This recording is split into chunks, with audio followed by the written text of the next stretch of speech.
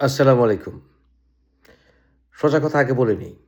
জামাত আসন্ন নির্বাচনে জয়ী হবে এবং বিএনপি পরাজিত হবে। কারণ বিএনপি পরাজিত হওয়ার অনেক কারণ আছে। বিএনপির ধস নেমেছে যেদিন থেকে বিএনপি জামাতের সাথে ঐক্য করেছে, সেদিন থেকেই। সেদিন থেকে বিএনপি স্বাধীনতার পক্ষে সকল কথা বন্ধ করতে বাধ্য হয়েছে। রাজাকার, আলবদর, আল শামস এগুলো সব বলা বন্ধ হয়েছে এবং জোরালোভাবে স্বাধীনতার পক্ষে স্লোগান দেওয়া বন্ধ হয়ে গেছে। সেদিন থেকে আরও বেশি করে বঙ্গবন্ধুর প্রতি শ্রদ্ধা নষ্ট হয়ে গেছে এবং জিয়াউর রহমানকে তারা ডিফেন্ড করতে পারেনি। আরেকটি বিষয়, কারণ ছোটোবেলা থেকে জেনে এসেছি মুক্তিযোদ্ধার দল বিএনপি, কিন্তু যখন শেখ হাসিনা সরকার বিভিন্নভাবে জিয়াউর রহমানকে ছোট করছিল এবং বঙ্গবন্ধু হত্যার জন্য জিয়াউর রহমানকে দায়ী করছিল, জিয়াউর রহমানের মুক্তিযুদ্ধ ভূমিকা নিয়ে প্রশ্ন তুলছিল, খন্দকার মোস্তফার পুনর্বাসনের ক্ষেত্রেও জিয়াউর রহমানকে দোষ দিচ্ছিল, এ সকল বিষয়ে ইন্টেলেকচুয়ালি বিএনপি নিজেদেরকে ডিফেন্ড করতে পারেনি, জিয়াউর রহমানের সম্মান রক্ষা করতে পারেনি এবং আমাদের মতো যারা জিয়ার জীবনী নিয়ে গবেষণা করেছে আমাদেরকে তারা স্পন্সর করতে পারেনি।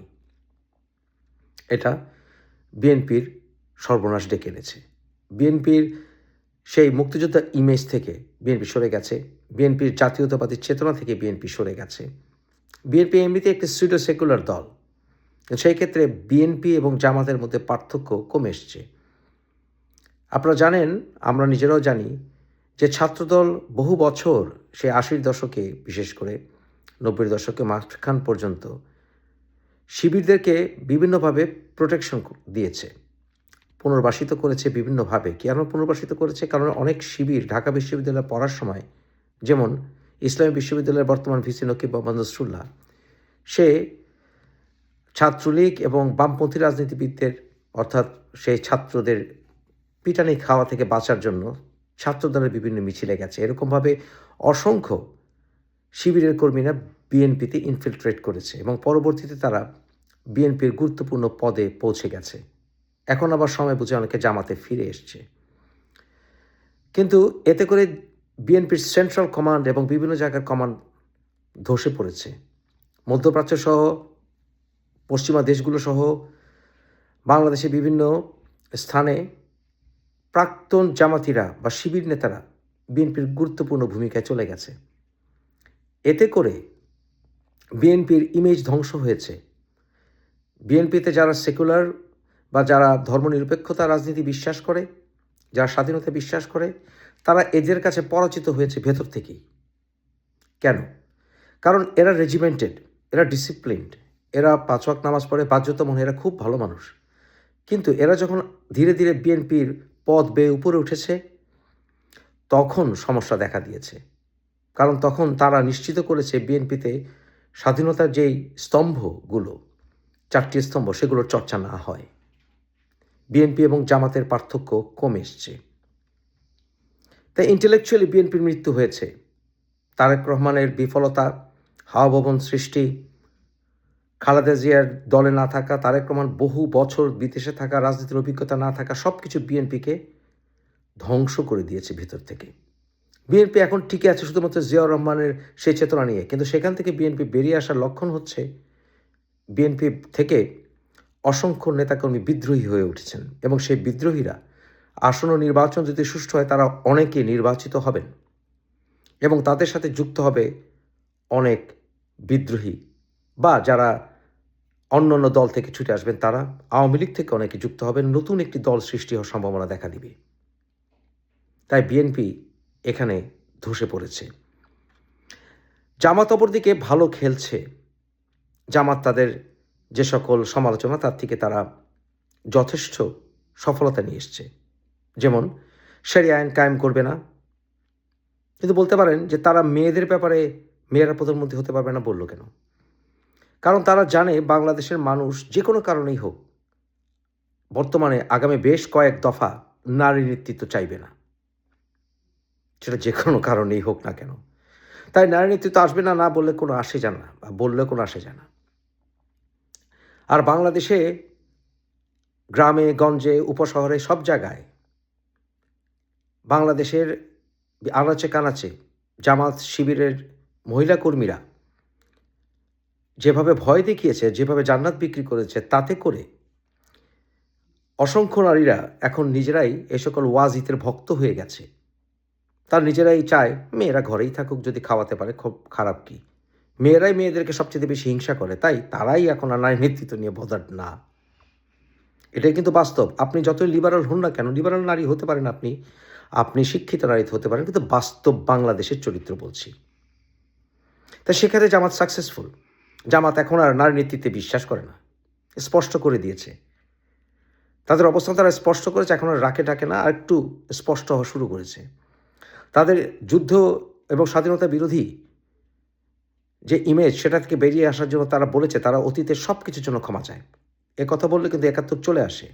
যদিও তারা স্পষ্ট করে এখনও তাদের সেই মতিউর রহমান নিজামী, আলী হাসান মুজাহিদ ওদের বা গোলাম আজমেদের ব্যাপারে তাদের অবস্থান স্পষ্ট করেনি, বা তাদেরকে প্রথমে যে সকল শেখ হাসিনা সরকার প্রথমে যেভাবে তাদেরকে ফুলিয়ে ফাঁপিয়ে তুলেছিল সেখান থেকে তারা সরে এসছে।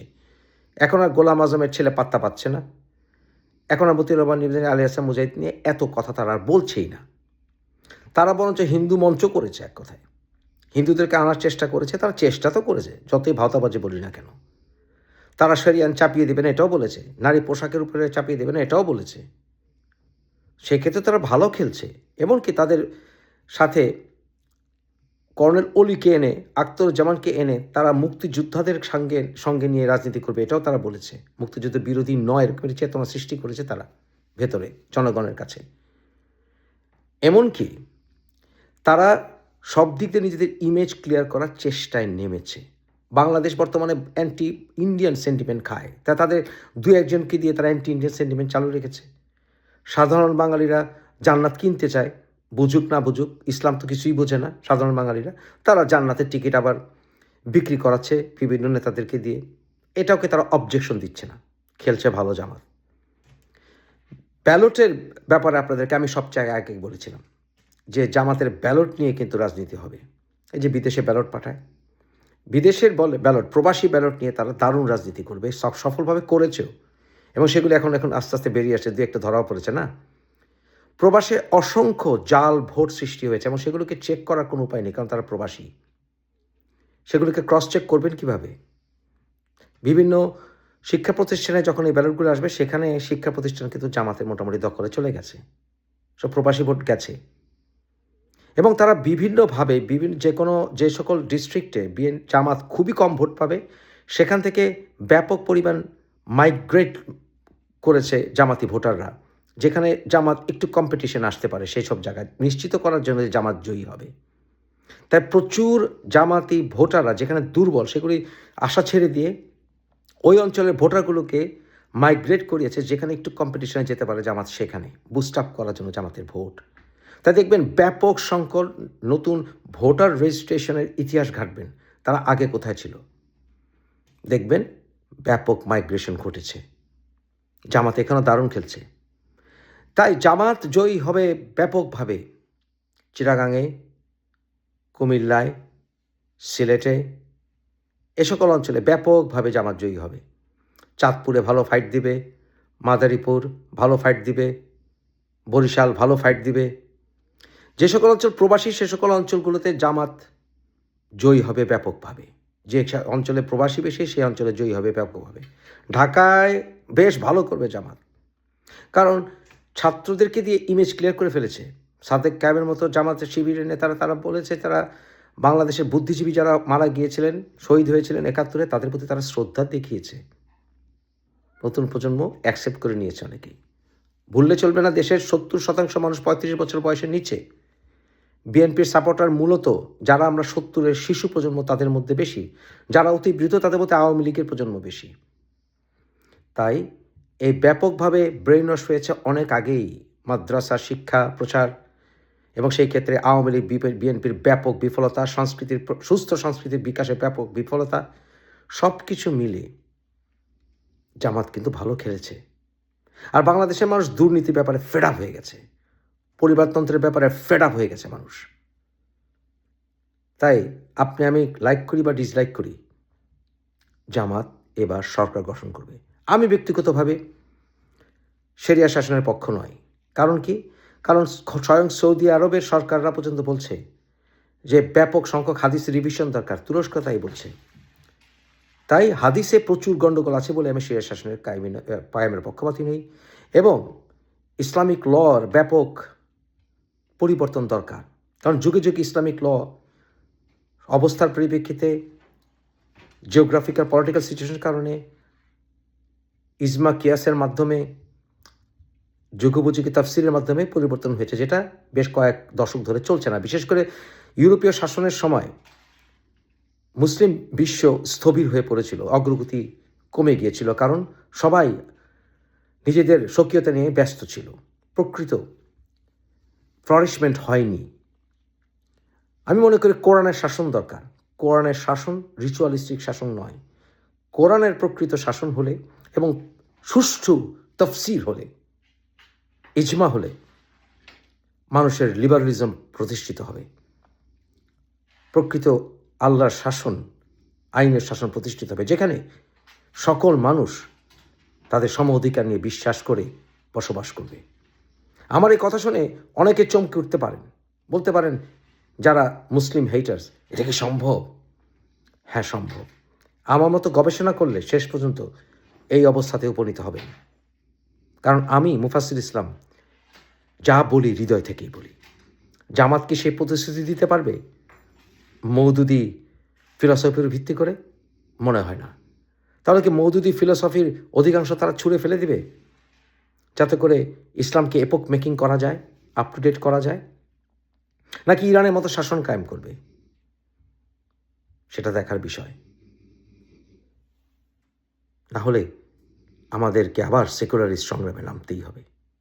কারণ আমরা বাংলাদেশের সকলের অধিকার চাই, সেটা আজ পর্যন্ত কোনো ইসলামিক দল দিতে পারেনি।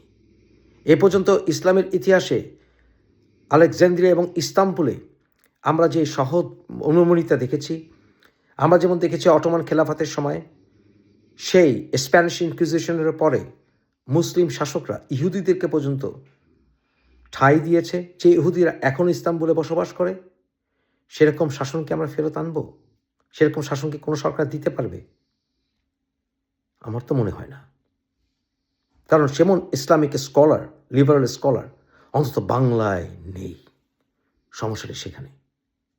কারণ সালাফি ওহাবিজমের দ্বারা অনেক আগেই জামাত কিছুটা হলেও প্রভাবিত হয়ে আছে।